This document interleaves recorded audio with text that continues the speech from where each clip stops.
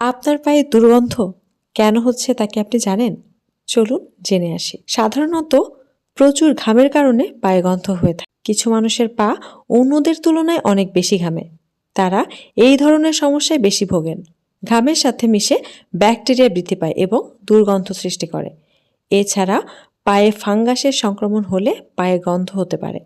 আবার খুব টাইট বা সিনথেটিক জুতো মোজা পরলেও পা ঘামতে পারে।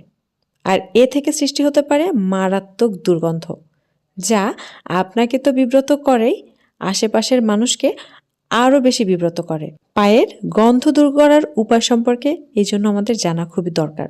চলুন জেনে আসি। গরম পানি ও সাবান দিয়ে দিনে 2 বার ভালো করে পা ধুয়ে ফেলুন।